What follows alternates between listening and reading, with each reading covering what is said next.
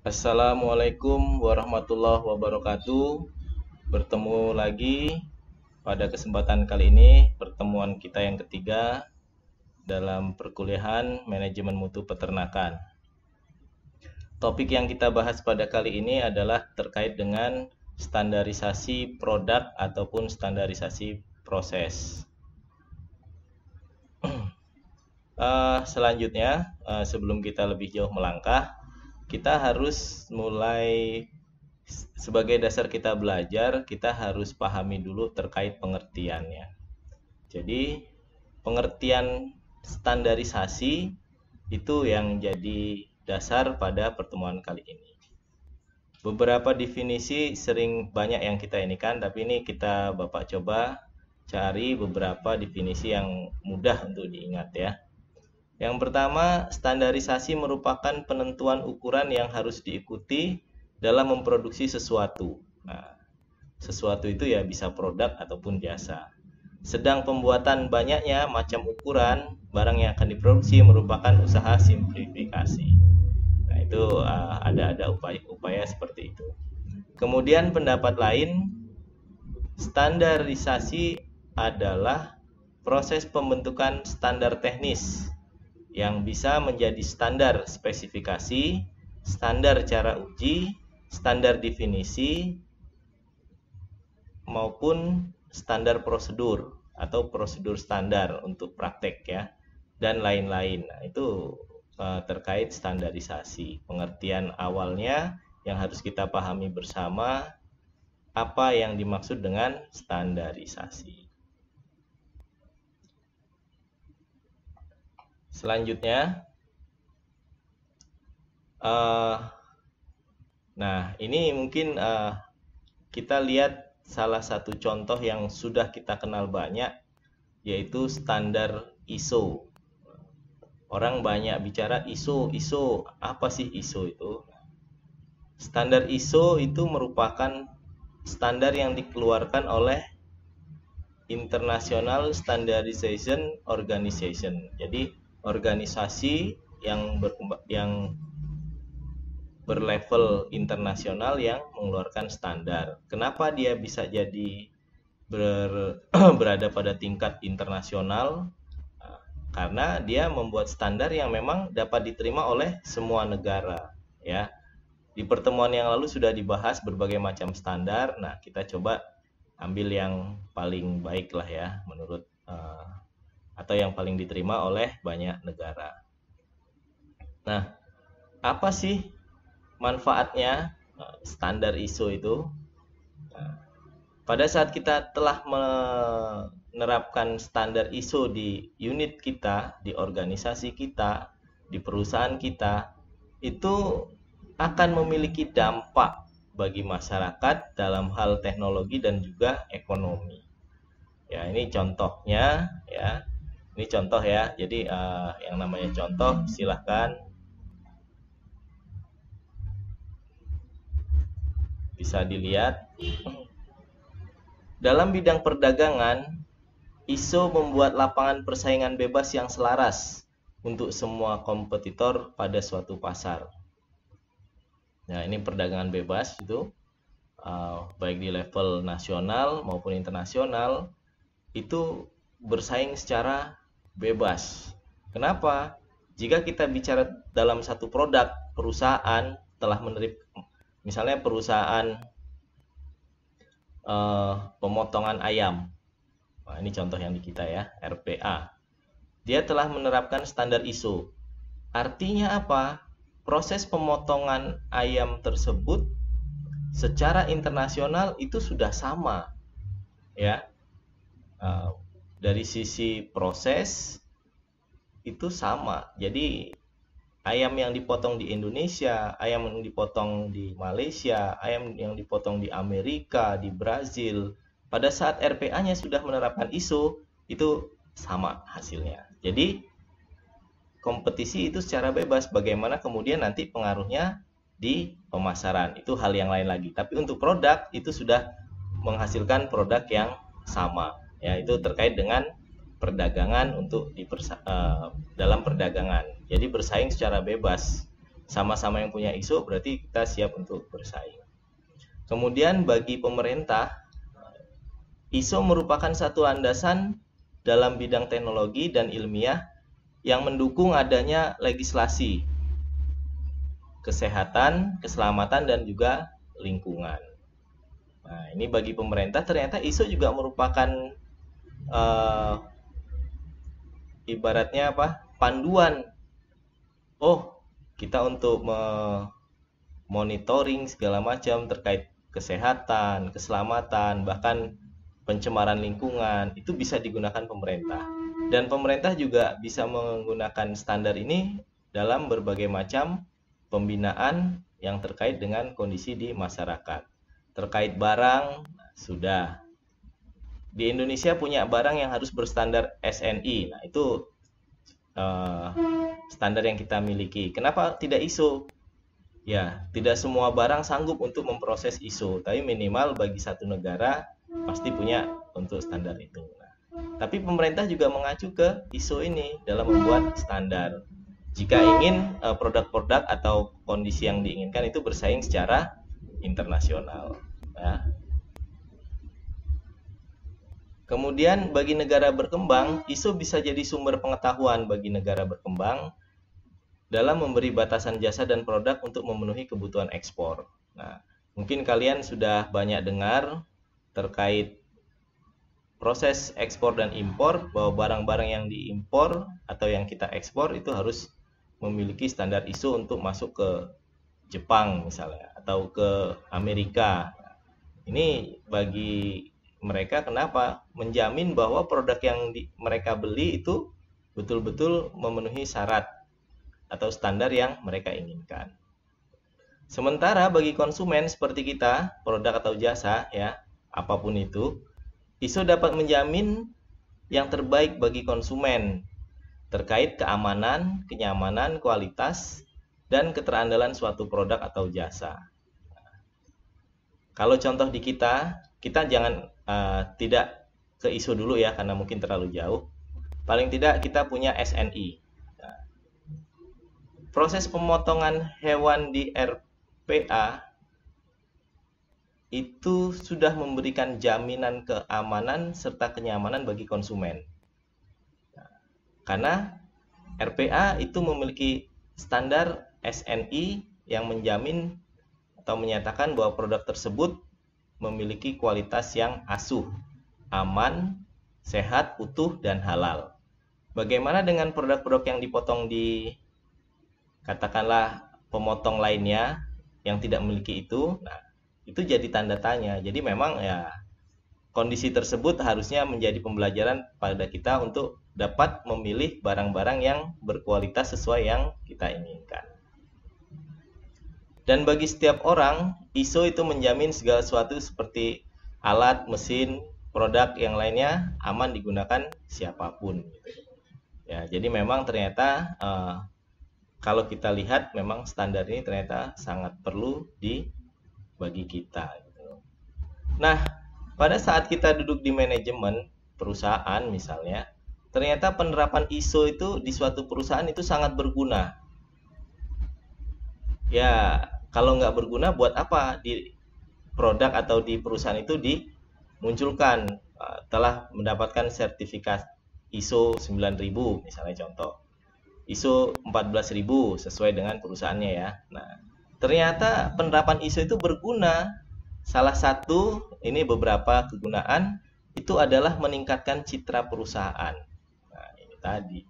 Jadi perusahaan yang sudah menerapkan ISO itu akan lebih memiliki standar yang baik, memiliki produk yang diproduksi dengan standar yang baik dibanding perusahaan yang tidak menerapkan ISO. Kenapa? Ya, itu terkait proses yang mereka lakukan pada saat mereka menerapkan ISO. Kalau misalnya di kita di pabrik pakan sudah menerapkan ISO, artinya dari mulai proses seleksi bahan baku itu sudah diterapkan ISO. Bahan baku standarnya seperti ini. Proses seperti ini, pengeringan, proses packing, dan proses penyimpanan itu sudah ada semua standarnya. Sehingga konsumen mendapatkan pakan yang baik dengan standar pengolahan yang telah diterapkan, standar ISO, sehingga produknya memang bisa diandalkan. Nah, itu kelebihan pada saat perusahaan menerapkan ISO. Kemudian meningkatkan kinerja lingkungan perusahaan. Nah, ini jelas ya. Jadi pada saat ISO itu diterapkan, sistem itu akan bekerja. Ya. Tadi proses produksi. Kalau kita bicara kinerja berarti ke SDM, sumber daya manusia. Nah, kalau dibilang standar pekerja masuk jam 8, otomatis karyawan pekerja akan mulai bekerja jam 8 dan datang sebelum jam 8. Nah, seperti itu. Pulang jam 4 ya, sama. Artinya itu memang terukur gitu loh. Jadi memang penerapan ISO itu ternyata juga dapat meningkatkan kinerja di lingkungan perusahaan.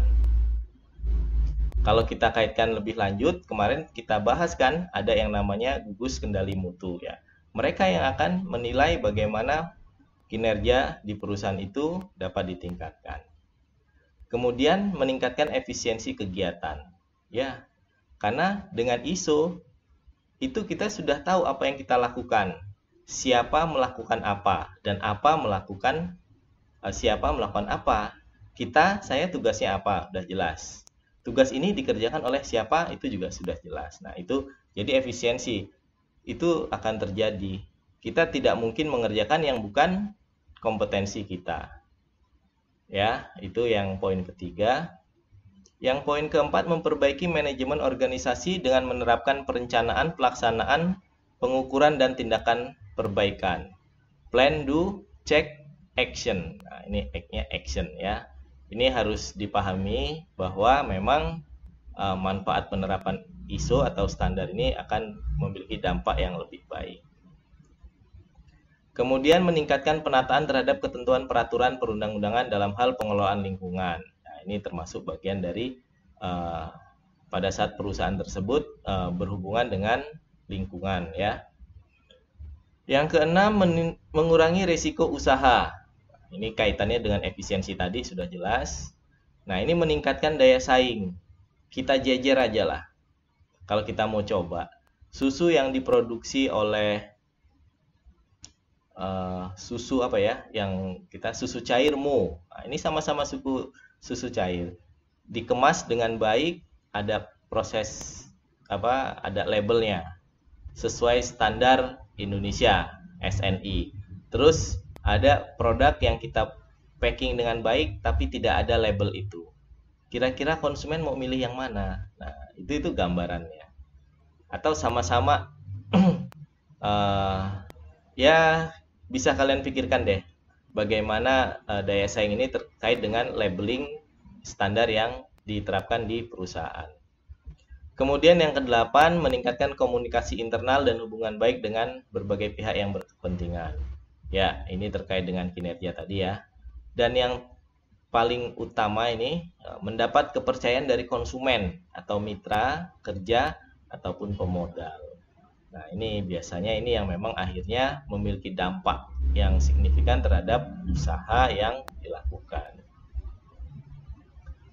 Nah, jadi dalam arti yang lebih luas ya,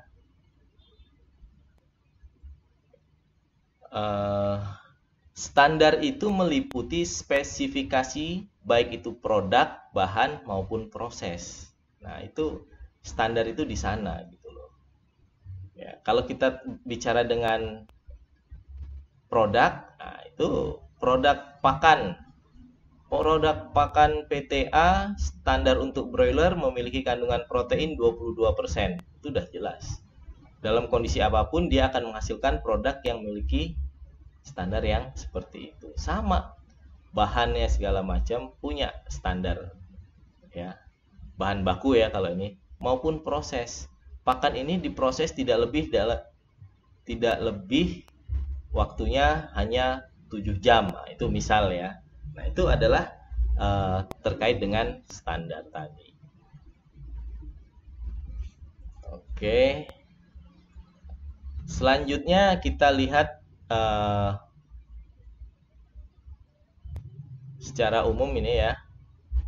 Ini geser dulu biar kelihatan lah. Standar itu dibagi menjadi dua. Yang pertama standar teknis, yang kedua standar manajerial. Standar teknis yang bagaimana? Nah, ini kalian udah bisa lihat ya. Standar teknis itu hubungannya dengan bahan baku, waktu proses, penggunaan peralatan, bentuk dan ukuran, serta kualitas. Ini contoh standar teknis. Artinya apa? Terkait dengan operasional untuk menghasilkan sebuah produk ataupun jasa. Ya. Nah, ini standar teknis. Kalau standar manajerial yang bagaimana? Nah, ini standar manajerial. Harga. Nah, ini harga ini ternyata bagian dari manajerial. Ya. Kemudian gaji dan upah sama, ya ini manajerial ya. Kemudian penilaian, jenjang kepangkatan ataupun jabatan. Nah, ini bagian dari standar manajerial. Dalam suatu unit usaha atau perusahaan, dua-duanya ini akan berjalan semua gitu loh. Nah, jadi kalau misalnya kita sudah menerapkan standar secara teknis, tapi kemudian tidak diikuti oleh standar manajer yang baik, ya kita nggak bisa bersaing juga gitu loh. Jadi dua-dua ini jadi satu kesatuan yang harus kita terapkan di unit usaha kita. Nah, ini beberapa metode untuk menyusun standar. Yang pertama spesifikasi. Nah, kalau spesifikasi ini kaitannya dengan produk, proses, bahan, dan lain-lainnya. Ya, ini jelas ini ya. Kemudian ada simplifikasi. Nah, ini standar produksi ya. Dalam standar produksi untuk mengurangi variasi dalam pelaksanaan proses produksi. Jadi kita buat lebih sederhana. Jadi kita buat proses produksi itu lebih efisien. Makanya kita menyusun bagaimana caranya proses ini dapat dilakukan dengan efisien, baik itu efisien dari sisi waktu maupun dari sisi tenaga. Selanjutnya keputusan manajemen. Nah, ini juga terkait seperti tadi. Nah, keputusan manajemen ini ya terkait dengan standar produksi yang dalam perusahaan yang bersangkutan. Ini penyesuaian standar seperti itu. Dan terakhir standar tercetak. Standar yang dinyatakan secara tertulis ya. Jadi standar tercetak ini bisa kita lihat sebagai sebuah aturan-aturan yang sudah diputuskan oleh manajemen perusahaan terkait proses standarisasi atau penerapan standar di perusahaannya. Misalnya seperti sekarang, keputusan manajemen untuk karyawan keluar masuk dalam kondisi pandemik harus menggunakan masker, kemudian melakukan sanitasi mandiri. Nah, itu keputusan manajemen. Kemudian dicetak, ditulis. Nah, jadilah itu standar. Akhirnya mau nggak mau semua karyawan yang keluar masuk prosesnya ya harus mengikuti itu. Nah, itu bagian dari upaya bagaimana menerapkan atau membuat standar. Ada yang lain nih terkait dengan standar, yaitu ini sesuatu yang baru ini sebenarnya. Kenapa saya bilang baru? Dengan berkembangnya berbagai model usaha, muncul baru terkait dengan standarisasi model bisnis. Ya mungkin dari sisi manajemen bukan hal yang baru, tapi dari sisi model ini sebuah yang baru. Standarisasi model bisnis ini terkait dengan standarisasi bentuk, lokasi, perizinan dan legalitas, desain, ukuran bangunan, spesifikasi bangunan, perlengkapan dan atribut, perlengkapan atau peralatan operasional dan fasilitas lainnya. Nah, kondisi-kondisi ini kalau di contohnya itu yang sering kita lihat adalah model franchise. Bisa kita lihat beberapa contoh franchise yang ada di kita. Silahkan aja jalan dari kampus ini menuju pusat kota. Itu ada beberapa franchise makanan yang bisa dilihat. Kalau kita lihat polanya, mereka punya standar itu. Bentuk bangunannya harus seperti ini, catnya harus seperti ini, lokasinya harus di pinggir jalan. Ini misal ya. Perizinan legalitas jelas, desainnya nggak beda-beda, semua polanya sama, ukuran bangunan minimal sekian, spek bangunan seperti itu, atribut karyawan dan lain seperti ini. Nah, itu standarisasi model bisnis. Jadi biasanya di franchise. Di kita ada nggak di peternakan? Ada. Apa? Dalam proses kemitraan, nah ini kaitannya kemitraan ya, model bisnis yang kita kembangkan. Kemitraan ayam potong misalnya. Mereka punya standar model bisnisnya gitu loh. Apa? Bentuk kandang harus seperti ini. Lokasi harus seperti ini. Memiliki perizinan, desain kandang seperti ini. Ukuran bangunan minimal berapa ekor. Ini kan dampaknya di ukuran bangunan. Seperti itu ya. Jadi itu salah satu contoh bahwa ternyata pola-pola bisnis yang baru seperti ini. Ini kaitannya dengan franchise atau kemitraan ya. Oke. Mudah-mudahan bisa dipahami. Nah, ini terkait yang kita lihat. Aduh. Nggak kelihatan ya, satu ya udah geser dikit. Nah, tujuan standarisasi. Nah, ini tujuannya apa sih kita buat standarisasi ini? Ya, berusaha agar pengembangan, pemasokan, dan manufaktur itu baik untuk produk maupun jasa bisa lebih aman, bersih, efisien, dan berkualitas. Oke, ini dari proses input barang di perusahaan. Kemudian menjadi pedoman dari unsur teknis pemerintah untuk beberapa bidang. Ya, ini terkait tadi ya, untuk monitoring kesehatan, keselamatan, dan lain-lainnya. Kemudian menyempurnakan dan mempercepat waktu proses produk masuk dalam pasar. Nah, ini juga tujuan standarisasi. Kemudian memberikan fasilitas terbaik dalam perdagangan antar negara agar lebih adil. Nah, ini di depan tadi sudah dijelaskan. Kalau kita mengaplikasikan atau menerapkan ISO tadi ya, jadi ini seperti ini. Jadi standar yang kita bicarakan ini standar umum dari mulai level yang nasional, regional maupun internasional. Membuat hidup masyarakat lebih nyaman, ya, lebih tentram dan lebih sederhana. Karena adanya standar ini tadi ya. Ya tadi sudah dicontohkan ya terkait dengan produk-produk yang memiliki standar atau tidak. Saling berbagi dalam kemajuan teknologi. Ya, ini juga. Kemudian memberikan jaminan pada konsumen atau pemakai umum menyangkut produk dan jasanya. Nah, ini tahapan pembuatan standar. Nah, jadi kalau kita mau melakukan standarisasi baik itu SNI maupun yang lainnya, beberapa tahapan yang harus kita lalui. Yang pertama itu ya kita menyusun dulu. Menyusun proposal atau menyusun rencana. Ya, itu jelas. Kemudian menyusun rencana, kita mau menerapkan standar ini pada level apa?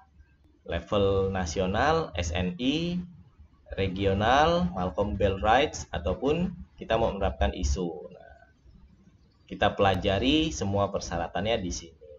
Kemudian setelah itu yang kedua tahap persiapan. Nah, di sini nanti ISO ataupun BSN, Badan Standar Nasional, membentuk panitia untuk menyusun naskah kerja. Ya, apa saja yang ingin kita buatkan standarnya gitu, yang belum ada lah ya. Kalau yang sudah ada mah nggak usah, tinggal kita pakai saja. Yang ketiga tahap komisi. Kemudian dibuat lagi naskah kerja. Ini sudah mulai spesifik ya. Naskahnya udah disusun, dibuat, sudah terdeskripsi dengan baik. Nah, kemudian dibahas dalam level komisi. Kemudian tahap permintaan pendapat. Nah, ini sebenarnya ini adalah model-model yang dikembangkan bagaimana kita untuk melakukan standar yang baik. Jadi, meminta pendapatnya disebar ke anggota ataupun publik untuk mendapat masukan terkait standar yang ingin diterapkan. Kemudian yang kelima adalah tahap persetujuan. Artinya sudah mendapat masukan dari komisi, dari masyarakat, kemudian dibahas di rapat sehingga jadilah itu naskah final terkait dengan standar yang ingin dikeluarkan. Nah, naskah final ya. Kemudian yang keenam, yang terakhir adalah tahap publikasi. Nah, naskah yang sudah final tadi untuk publikasi diberi nomor ya. Misalnya SNI nomor sekian atau ISO 9000 nomor sekian, tahun publikasinya seperti apa, sehingga itu bisa dijadikan standar bagi masyarakat ataupun dunia usaha lainnya ya. Ini proses penyusunan standar, tapi ya kalau kondisi sekarang ini sebagai pengetahuan saja, kita mah tinggal pakai aja, sudah banyak disusun oleh para ahli baik itu dalam dan luar negeri terkait produk-produk yang ada di atau yang sudah beredar di kita ya. Jadi ini sebagai pengetahuan kita saja. Kemudian kita lihat lagi bentuk standar. Nah, pertama itu adalah ukuran. Jelas ya, ukuran ini udah. Misalnya produk A standar ukurannya seperti ini. Nah, itu udah jelas. Yang kedua kualitas. Itu udah. Kalau untuk bentuk standar ini mungkin sudah cukup jelas ya. Ukuran, kualitas, definisi. Nah, ini kosakata atau simbol ini termasuk di sini definisi ya. Kenapa simbol itu tidak berubah? Kenapa orang sudah tahu dengan simbol itu seperti ini? Nah, itulah bentuk definisi. Kemudian bentuk standar metode atau prosedur. Nah, ini sama. Di awal juga sudah dibahas standar operasional prosedur. Nah, di sini terkait dengan proses pembentukan atau barang dan jasa tadi. Nah, ini sedikit kita coba lihat manfaat standar, contoh-contoh manfaat standar. Yang pertama ini terkait skrup. Wah, skrup ya, murbaut. Nah, ini ternyata itu sudah ada standarnya. Ya, mungkin kita lihat ini contoh-contoh yang sepele, tapi kita bisa lihat. Misalnya kita beli baut mur 10, ukuran baut mur 10.